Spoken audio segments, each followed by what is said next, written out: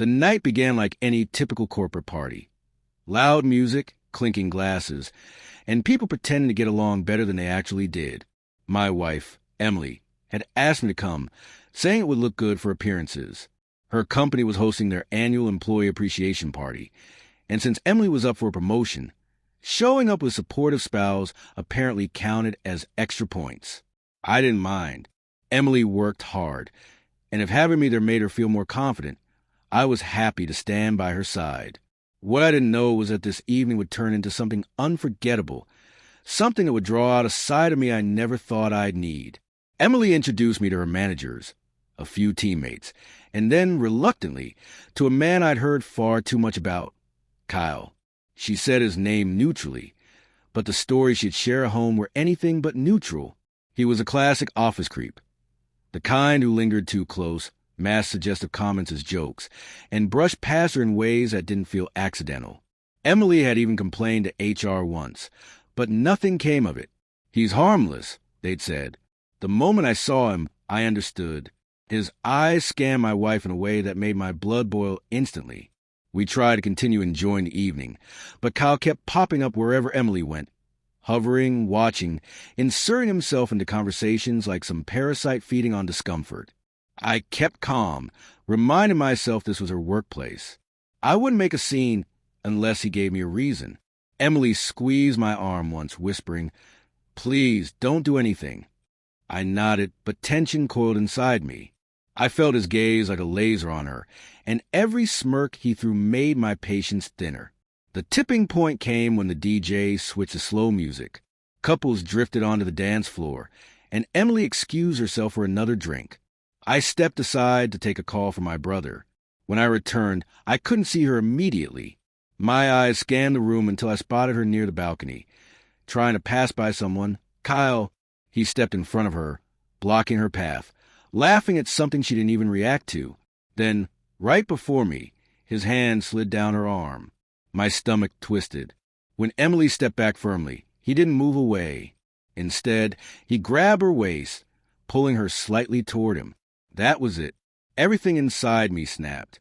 He glanced around, making sure no one was watching, but he didn't see me. That was his mistake. He thought he could get away with another disgusting, invasive move. He had no idea I was already walking toward him, jaw clenched, the world around me silent. I didn't yell. I didn't shove him. I didn't create a scene. He wasn't worth giving that satisfaction. I simply stepped between him and Emily, placing a hand on his chest and pushing him back just enough to make him stumble. The shock on his face was priceless. "Touch her again," I said quietly, "and I'll make sure you don't just lose your job. You'll lose your entire reputation." Emily gripped my arm, trembling, not out of fear of me, but from what Kyle had just done. He tried to laugh it off, claiming it was a misunderstanding, but there was no mistaking the panic in his eyes. That's when I noticed something crucial, a security camera pointing directly at the balcony area. Perfect angle, perfect timing, perfect evidence. I walked calmly to the event coordinator, introduced myself, and requested the security manager. I explained I needed access to one clip, just one. The moment I explained why, his expression went serious. Corporations can ignore complaints. They can dismiss HR reports. But they cannot ignore video proof, especially when a victim's husband calmly requests a copy while promising legal action. Within 20 minutes, I had the footage, clear as daylight. Kyle grabbing her arm, pulling her waist, blocking her path. Emily's discomfort obvious in every frame. I emailed it instantly to HR, CCing the regional director, Emily's manager, and most importantly, Kyle himself. The subject line was simple: formal complaint with evidence, urgent. Across the room, I watched Kyle check his phone. His smug expression morphed into horror, then fear, then something close to nausea. Within minutes, HR approached him, then his manager, then security. Within an hour, Kyle was escorted out, humiliated, defeated, speechless. People whispered among themselves, some looking at Emily with sympathy, others guilty for not believing her before.